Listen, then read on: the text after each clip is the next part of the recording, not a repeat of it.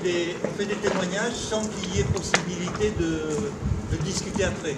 On fait comme les Glières. Les Glières, c'est notre confrère, c'est des plateaux sur les Savoies qui étaient un haut lieu de la résistance.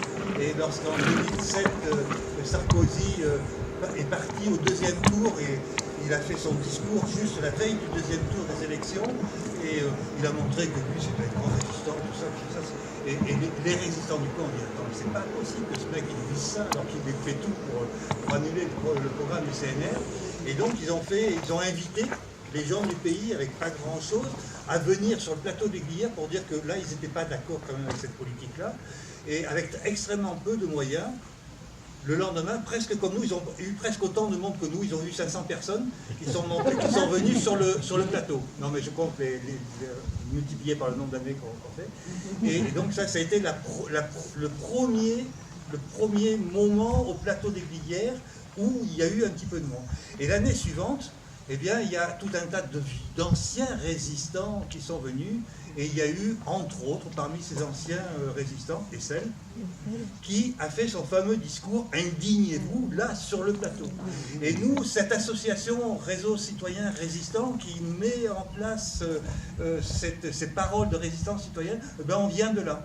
Voilà, on s'est retrouvés à 2 ou 3 en Charente, à dire « ouais, c'est intéressant », et à se retrouver, et à avoir envie de se poser des questions, de discuter d'un programme du XXIe siècle. On s'est aperçu assez rapidement qu'on n'était pas capable de faire ça, mais en même temps, pour la première fois de nos vies, on avait tous entre 40 et 70 ans, et bien pour la première fois de notre vie, on s'est aperçu que de réfléchir à des mots extrêmement simples que l'on emploie tous les jours, comme liberté, comme égalité, comme fraternité, bien finalement, ça pouvait être passionnant. Et donc, essayer de penser à ce que pouvait être le futur.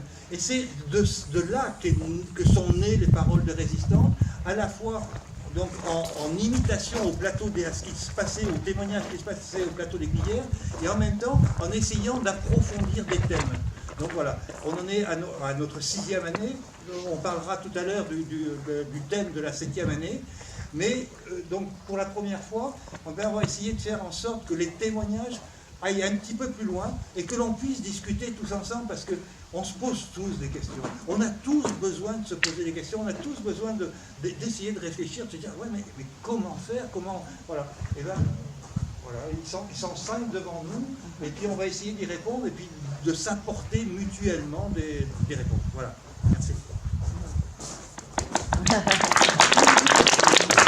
a 3 quarts d'heure.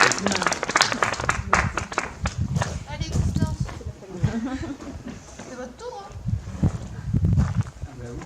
Ah bah.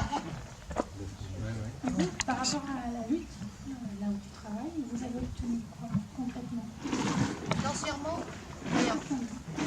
Financièrement, rien. Humainement. La reconnaissance de notre métier. Mais pas où là où je travaille. Je reste toujours dans la conscience nationale. Comme je disais tout à l'heure, on s'est rendu compte que quand notre grève a commencé, quand on parlait du métier de soignant, la société associait le métier de soignant à l'infirmière, au médecin, au chirurgien, voilà. Mais toutes les petites mains qui sont en dessous, aide-soignante, aide médico-psy comme je suis, ASG, assistante de soins en gérontologie, même auxiliaire ambulancier, même, bon, il y en a beaucoup, hein, des métiers en dessous de l'infirmière. Dans la conscience collective, ça n'existait pas. Nous n'étions pas considérés comme des soignants. Donc notre plus belle victoire, c'est ça. C'est le fait que les soignants étaient reconnus dans tout ce qu'ils apportent. Et c'est surtout aussi le fait que nos personnes âgées sont des personnes que l'on cache. Nombre de personnes âgées qui sont en EHPAD, par exemple, quand on parle d'égalité, de fraternité et de liberté, ne vont plus voter. On les empêche d'aller voter. Parce qu'on ne les emmène pas. On ne met pas de bureau de vote. Oui, c'est une question. Ah, on met pas. Nous, par exemple, dans les pattes, je n'ai pas vu de bureau de vote. Si les familles n'ont pas des procurations, il n'y a rien. Et pour les personnes sous tutelle, c'est pareil? Pareil. Ça, c'est scandaleux. Ah ben, la tutelle, c'est une une grande fumisterie. Ça dépossède encore plus les gens. Moi, ce que je voulais dire, je fais partie ici du militant bordelais, je fais partie de la Gironde. Ce qui nous réunit tous aujourd'hui, c'est la réflexion qui me porte, et que je porterai vis-à-vis de tout le monde, ici présent. C'est la leçon de savoir comment agréger toutes ces révoltes. Parce qu'on s'aperçoit en filigrane qu'il s'agit tous du même symptôme. Des symptômes de gens qui se cachent, des symptômes de gens qu'on stigmatise. Il ne s'agit pas de cataloguer ici ou là des telles personnes, que ce soit les chômeurs, que ce soit les gens des EHPAD, que ce soit les jeunes, que ce soit les gens qui sont dans les lignes de production.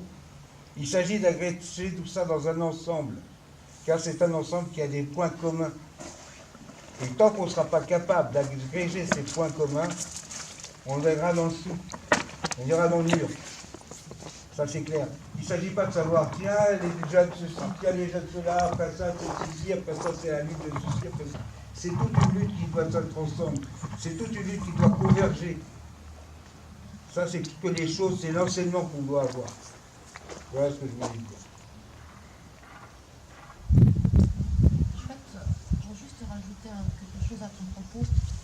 Je suis tout à fait d'accord avec ce que tu dis. Mais tout à fait d'accord. Et alors je suis syndicaliste, hein, c'est peut-être pas bien ce que je vais dire, mais tant pis. Mais si les syndicats arrêtaient dans le Gare de Chapelle, déjà, je pense qu'on pourrait peut-être agréger un peu plus de lutte. Si les politiciens aussi ne s'y mettaient pas un peu, on pourrait certainement agréger plus de lutte. Aujourd'hui, ce n'est pas les luttes syndicales qui nous font.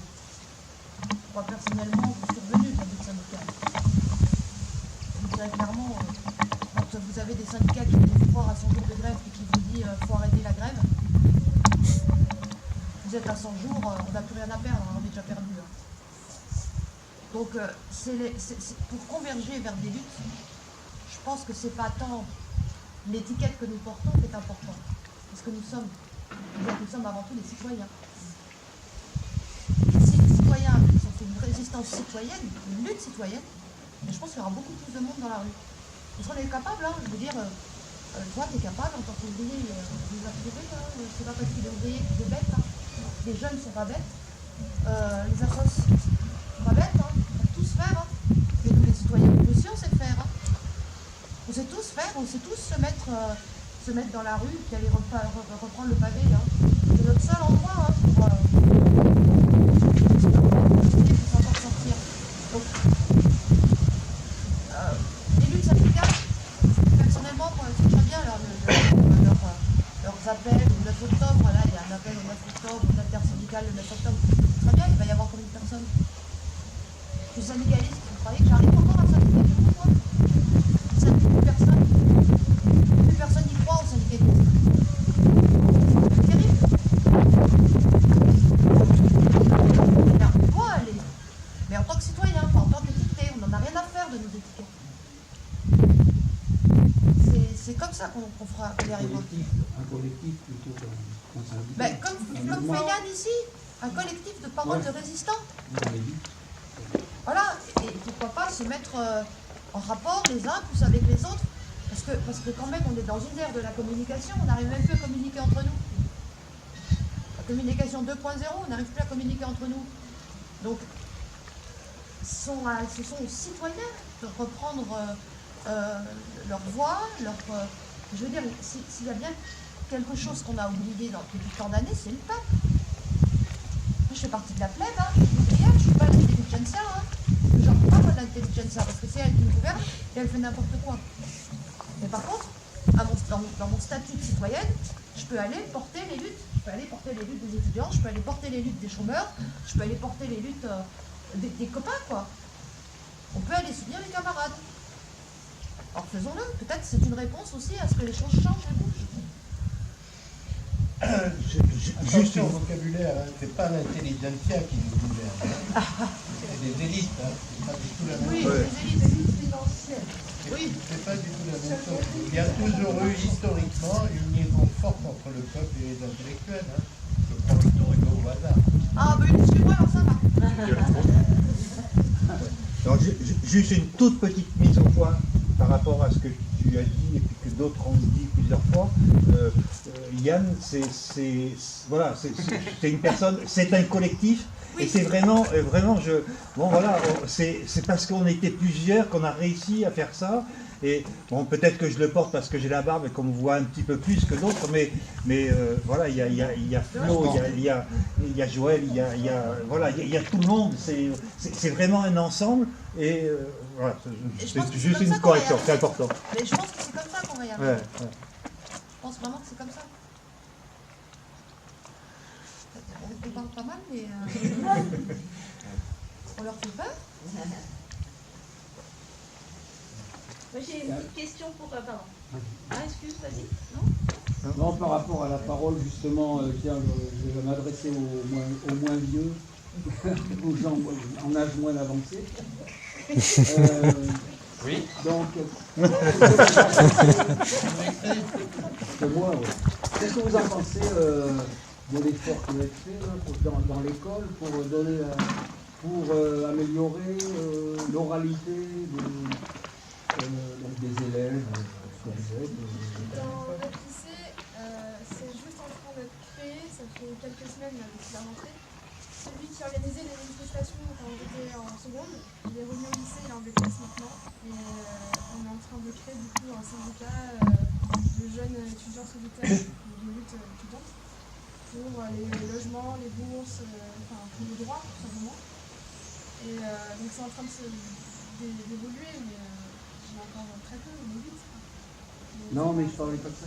L'oralité aussi, donc par l'institution, carrément, La réforme.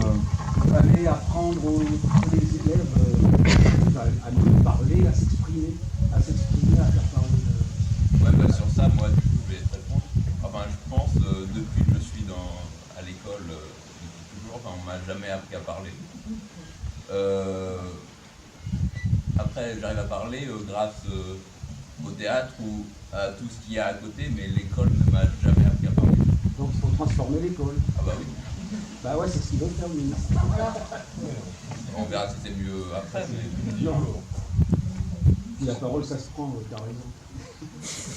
Oui, je rajouterais juste, j'ai rencontré un professeur de lycée professionnel. Alors, c'est là aussi qu'on voit les propositions de M. Blanquer sur l'oralité et tout ça. Ouais. Parce qu'en lycée pro, en français, il me dit aujourd'hui, on apprend à écrire des CV, les profs de français. Mais plus du tout à apprendre ce que c'est que la littérature. Parce que c'est des lycées pro, de zones prioritaires, ils n'ont même pas de zone prioritaire, parce que les lycées, j'ai appris qu'ils n'étaient même pas en zone prioritaire, comme les collèges peuvent l'être. Donc ils n'ont pas d'aide du tout. Et en plus, en tant que prof de français en première, on lui apprend à écrire des CV. On leur apprend à écrire des CV. Mais on est dans ce qu'ils voulaient, hein. Ou quand pour rentrer en fac, il faut envoyer un certain nombre de CV. Vous en avez tous entendu parler de ça, que c'est les parents qui font les CV et les lettres de motivation pour les gamins qui veulent rentrer en fac à cause de Parcoursup. Ah oui. Ouais. Donc en fait, en lycée pro, il faut écrire des CV. Voilà, le programme de première, c'est écrire des CV. Ah oui, il faut être pragmatique. C'est l'enseignement pragmatique. Voilà, mais par contre, donner la possibilité aux gamins de réfléchir, parce qu'ils sont à lycée pro, non. C'est la littérature. Karen. Ouais, justement, je voulais réagir à ça, parce que moi je suis professeur documentaliste dans le lycée pro. Et effectivement, le projet de réforme, c'est exactement ça, c'est une vision complètement utilitariste des lycées professionnels. Hein, on veut plus former des élèves qui vont être des citoyens, des citoyennes, on n'est plus du tout dans l'émancipation, on est dans le lycée pro du MEDEF, quoi. Enfin, c'est vraiment faire de la chair à patron, faire des futurs salariés ou précaires qui ne vont plus du tout pouvoir se défendre. Effectivement, il y a un grand nombre d'heures d'enseignement général qui va être supprimé, avec justement cette vision très utilitariste, alors que l'exigence c'est pour tout le monde, quoi. Il n'y a pas de raison qu'elle soit réservée aux lycéens de l'enseignement général. Et justement, c'est la question aussi que je voulais poser à Alors on est quand même quelques-uns encore à lutter à l'intérieur, mais c'est de plus en plus difficile, parce que justement, monter des projets culturels, que ce soit projets avec des intervenants extérieurs en théâtre, autour des médias, autour de la presse, on nous met c'est de plus en plus compliqué d'un point de vue formel, hein. C'est comme les normes, etc. Alors ce ne sont pas des normes, mais c'est des dossiers tellement compliqués et qui demandent tellement de temps à être remplis que du coup on perd du temps, et ce temps qu'on passe à remplir des dossiers, on ne le passe plus devant les élèves dans des projets, etc., quoi. Donc c'est vrai que même si on a encore l'envie et la motivation, ça devient compliqué, quoi. Et là aussi, il faut s'unir, sauf qu'il y a de plus en plus de résignation aussi chez nos collègues enseignants, qui sont gagnés par la résignation, quoi. Donc du coup, moi, parce que tout à l'heure, je voulais demander à Charlotte et à Mathieu, parce qu'ils ont dit, mais aidez-nous. Et alors justement, comment on peut vous aider, que ce soit, donc là, moi, je parle en tant que professionnel, mais aussi en tant qu'adulte, en général, comment on pourrait vous aider à prendre la parole et à ce que on soit dans l'émancipation plutôt que dans tu es jeune, tu ne connais rien, tais-toi et puis surtout fais pas ça.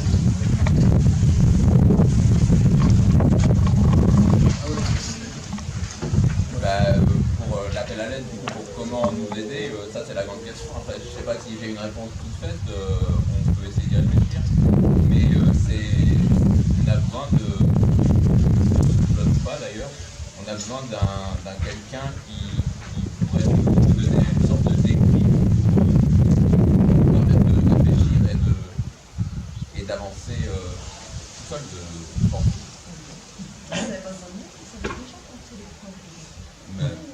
Parce qu'on a eu un coup de main sérieux. On est, depuis la naissance, un peu formaté pour pas réfléchir. Et comment tu veux commencer à réfléchir quand tu ne veux pas réfléchir? Ce que tu évoques, ça existe quotidiennement.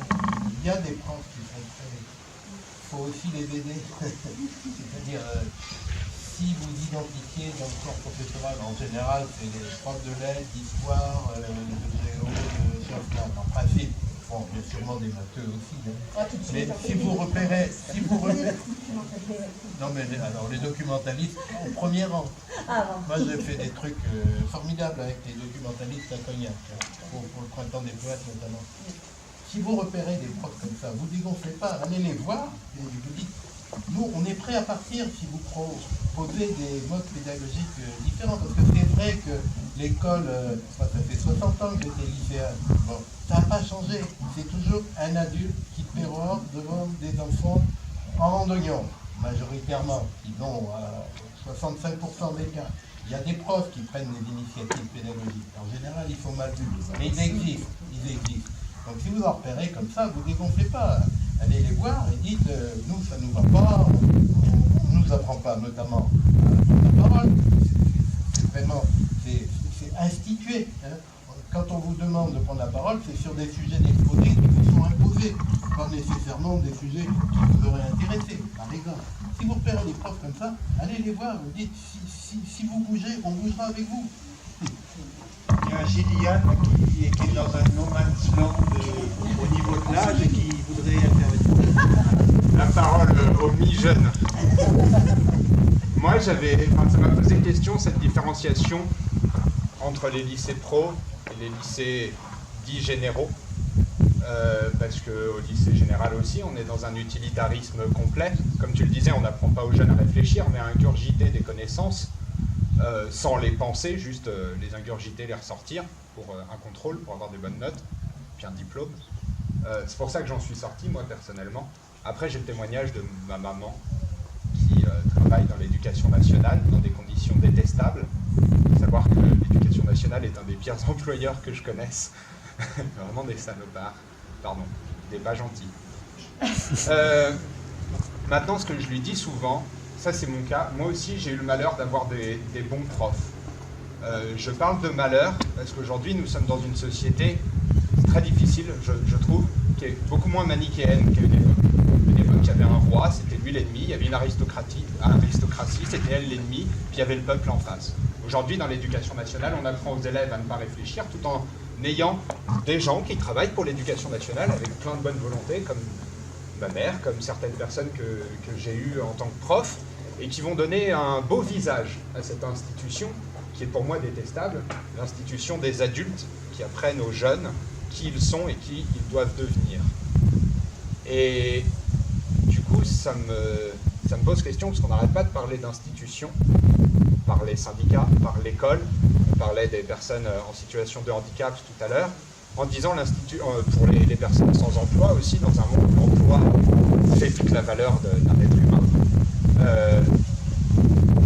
On n'arrête pas d'essayer d'avoir des réponses par l'institution, tant en même temps on conclut que l'institution n'y peut rien.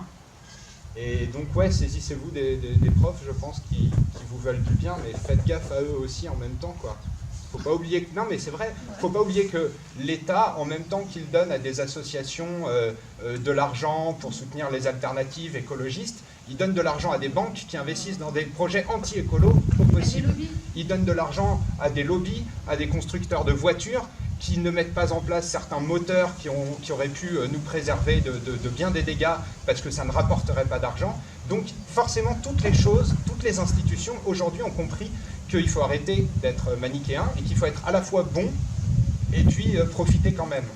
Et donc toutes ces bonnes faces de choses, pour moi profondément malsaines, ne sont que des choses qui défendent des choses malsaines. Voilà, c'est ma pensée. Moi, je voudrais dire une chose par rapport aux instances publiques, l'éducation, une instance publique, un service public. Il faut quand même dire que depuis, on va dire 30 ans, 40 ans, tous les statuts sont cassés. Et qu'aujourd'hui, l'éducation nationale emploie des gens qui sont précaires et très précaires. Oui. Aujourd'hui, vous avez Macron qui dit on va licencier 300 000 personnes dans la fonction publique. Oui. C'est des gens que l'on met en tension face à une politique économique libérale. D'accord ? Donc quand on dit aux élèves, allez voir les profs qui peuvent éventuellement vous aider pour la création d'un mouvement de contestation, parce que c'est ça dans les faits, il faut quand même aussi que ces gens-là, il faut les protéger. Parce qu'il y a souvent des profs qui sont dans des statuts très précaires et qui peuvent être éjectés d'éducation nationale comme ça. Hein. D'accord ? Donc c'est des gens qu'il faut aussi protéger. Et c'est pour ça que les choses ne sont pas si simples pour faire en sorte que les mouvements se mettent en place. Ensuite, il y a deux dimensions. Il y a la dimension associative, syndicale et politique, et puis il y a la dimension citoyenne. La dimension citoyenne, comment on fait pour la faire démarrer ? Parce que les gens aujourd'hui, ça a été très bien dit, les gens ne se syndiquent plus. Les gens ne vont plus dans les associations. Les gens ne prennent plus leurs cartes dans les partis politiques. Les gens, on a fait le nécessaire pour qu'ils ne croient plus en rien. Ça a été volontairement organisé. Hein. Regardez ce qui s'est passé, remonter à il y a 30 ans ou 40 ans, comment on a dénaturé le Parti communiste, par exemple, ça a été organisé. Hein. On a discrédité. Comme aujourd'hui, on discrédite la CGT. Comme on discrédite certains syndicats de lutte. Ça, c'est une réalité. Et puis, d'un autre côté, si vous regardez les politiques qui ont été mises en place, c'est toujours les mêmes. Les gens, ils vont voter, ils s'expriment, mais ils ont été trahis aussi. Et quand on a été trahi, ça ne donne pas envie d'avoir l'écoute sur des mouvements de revendication. Donc, comment on passe tout ça ? Moi, je n'ai pas forcément la solution. Par contre, je suis, comme les personnes qui sont intervenues, je constate que, effectivement, nous, au niveau des organisations de chômeurs, les gens qui viennent nous voir, on les accueille, ils ont des problèmes de radiation, problèmes avec la carte RSA, problèmes de coupure RSA, problèmes d'allocation de logement, problème d'accès à l'endroit d'une façon générale. On règle le problème, parce qu'on est encore en capacité de mobiliser si on a des résultats qui ne nous conviennent pas sur les dossiers. Mais une fois qu'on a réglé les problèmes, on a beau leur parler de ce qui se passe dans la société. Ils sont faux. Ils sont dans le consumérisme. Ils sont dans un certain consumérisme. Et pour certains, je peux vous dire même, qui ne se posent pas la question de savoir quel est le statut des gens qui les accueillent à l'association. Pour eux, ils sont dans On leur doit. Donc quand on a des gens comme ça, comment on fait pour les mettre en mouvement? Comment on fait pour les mettre dans des mouvements de contestation? Alors moi j'ai quand même une chose à vous dire. C'est que je pense que les gens qui sont conscients, parce que là il ne faut pas se leurrer, on est tous ensemble, on est conscients des choses, on est conscients de ce qui se passe. Les gens qui sont conscients, quand il y a des luttes de salariés dans les hôpitaux, dans les EHPAD, nous on a Ford à Blanquefort, d'accord? Et bien il faut aller soutenir ces luttes. Il faut y aller pas en tant qu'association, il faut y aller en tant que citoyen. Il faut y aller en disant voilà, moi je suis une citoyenne ou un citoyen et je viens vous aider, qu'est-ce que je peux faire? Il faut y aller comme ça. Et il faut aussi autour de nous qu'on parle à nos voisins. Et les choses se feront comme ça. Parce que c'est la masse, c'est le bas qu'il faut mettre en mouvement. C'est le bas qu'il va falloir mettre en mouvement. Tout en nous préservant, nous. Tout en nous préservant, nous. Parce que ce que j'ai dit dans l'éducation nationale, c'est partout. C'est partout. Tout est en tension. Quand je prends Pôle emploi, 4000 licenciements en 3 ans. 821 personnes vont être licenciées. Je peux vous dire que les premiers à partir dans les CDI, hein, dans les emplois statutaires, ça va être les syndicalistes. D'accord? Et puis après, ça va être tous les contrats précaires qu'ils ont employés, ils vont s'en débarrasser. Je peux vous dire que moi j'ai calculé là, sur 2019, 61 personnes vont partir de la région Aquitaine. D'accord, c'est pas difficile, hein, 819 divisé par 13 régions, vous avez à peu près, et vous faites 4000 par 13, vous allez voir combien ça fait de gens qui vont dégager. Et c'est partout. D'accord? Et notre enjeu à nous, c'est quand même de défendre ce qui est du commun, la sécurité sociale, les retraites, la convention d'assurance chômage, les cotisations sociales, j'en parle même plus parce que c'est à miner. D'accord? Alors comment on fait? Voilà. Et bien, il faut que tout le monde prenne conscience qu'il y a péril en la demeure, et pour ça, il faut qu'on discute et qu'on prenne nos bâtons de pèlerin et qu'on aille rencontrer les gens. Et je pense que c'est en porte-à-porte qu'il faudra qu'on le fasse. Parce que ce terrain-là, il a été